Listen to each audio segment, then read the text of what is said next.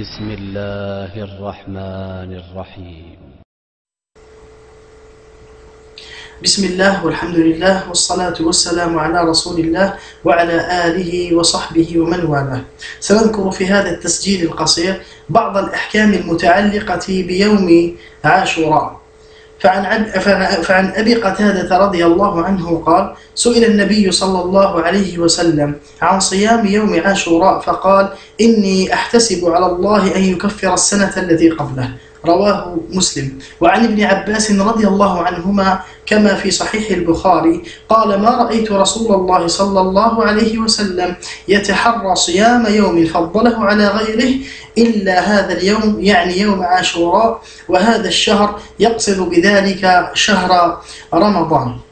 وعن سبب صيام النبي صلى الله عليه وسلم لهذا اليوم كما ذكر البخاري عن ابن عباس رضي الله عنهما أن النبي عليه الصلاة والسلام لما قدم المدينة رأى اليهود تصوم هذا اليوم فقال: ما هذا؟ قالوا: يوم صالح نجى الله فيه موسى وقومه. فصامه موسى عليه السلام.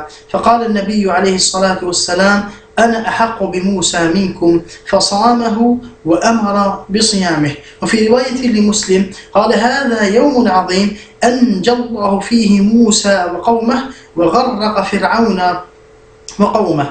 وزاد مسلم رحمه الله: شكرا لله تعالى فنحن نصومه. وفي رواية البخاري: ونحن نصومه تعظيما له. فالواجب على المسلم في هذا اليوم ومن الأعمال الواجبة على المسلم في هذا اليوم هو استحباب صيام يوم عاشوراء.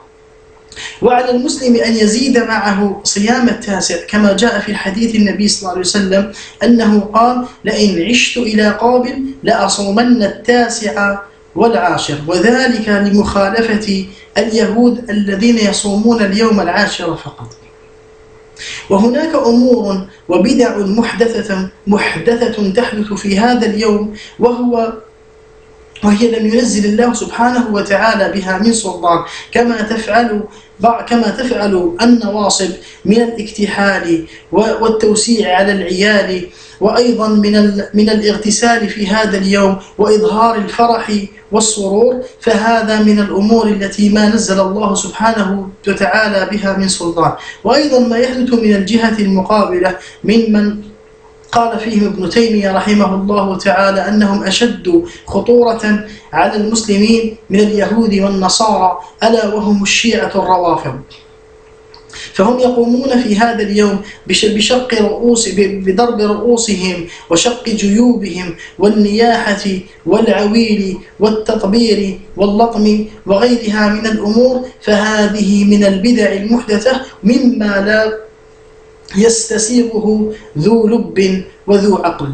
فنسأل الله سبحانه وتعالى أن يتقبل منا صيام هذا اليوم، وأن يجعلنا ممن يتتبع سنن النبي محمد صلى الله عليه وسلم، وأن يميتنا على الإسلام والسنة. وصلى الله وسلم وبارك على نبينا محمد وعلى آله وصحبه أجمعين. والسلام عليكم ورحمة الله وبركاته.